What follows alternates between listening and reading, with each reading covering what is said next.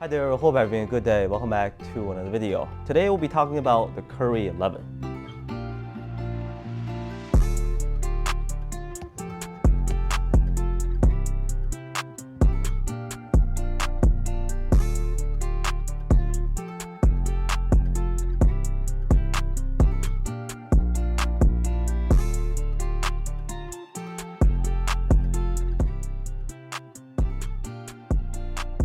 So retail price stays at 160 US dollars.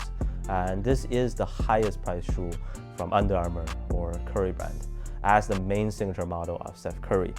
This being his 11th shoe is quite impressive, but this being the third or fourth shoe that all kind of feel like each other is not so much. I noticed that they finally have an upcoming colorway that doesn't have a white midsole. It's almost like all black with some red on there. So they proved us that flow can be dyed to a different color. The Curry Camp exclusive colorway is so nice, but unfortunately that won't ever see a public release. Also, apparently Under Armour lost Embiid to Skechers. Anyways, did the cushion or any other aspect finally have a change up?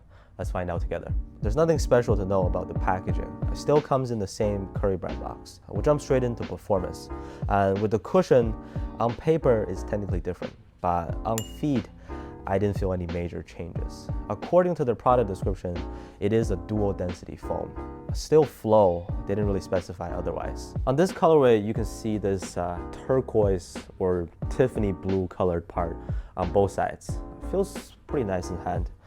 Softer than how the midsole normally feels with flow. I remember the very first time throwing these on, exact same type of feedback underneath, like the Curry 9 and 10.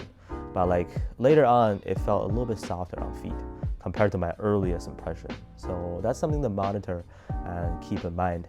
Slight upgrade with the cushion, but to be honest, the difference is so tiny, even as you break it in. You do get a very fluent transition from front to back, and that remains to be the highlight of the Currys with the flow also. Excellent core feel and still a fantastic lightweight option for guards. My size 11 pair comes in at 380 grams, well below 400 grams. So that gives you a minimal feeling on the court. Traction works just like what you typically get from a flow outsole. Testing them on my usual dusty court, I was able to get to a hard stop consistently. The outsole has no squeak to it.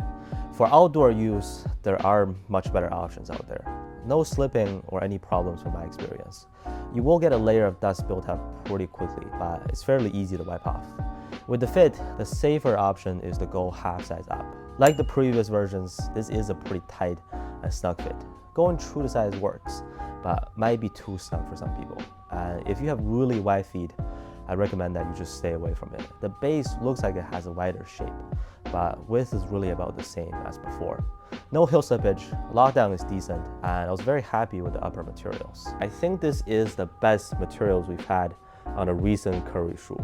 Like, compared to the Curry 9 and 10, this has a little bit more to it. Still pretty complicated stitching on the knit materials. The toe box cover is not too hard or stiff, better than the leather toe box on the Zoom Free 5, I would say. Breathable and supportive enough, but most importantly, it's a very comfortable wrap around your feet with no pinching anywhere. One thing to note is that compared to the previous version, there's less of an outrigger part. Like the toe box fusing extends pretty far to the tip.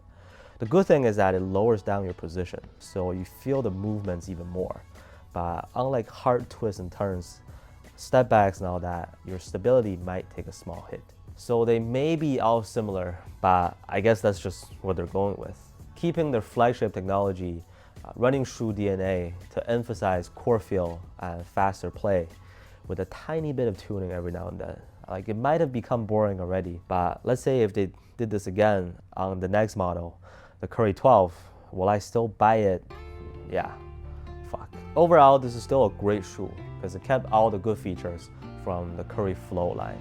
A lot of Curry 10s are on sale now, and they do have some really nice colorways coming up. But if you've copped this pair, please feel free to share your experience down in the comments, or just your thoughts on how the Curry line is going in general. Thank you so much for watching, and I'll see you on the next one.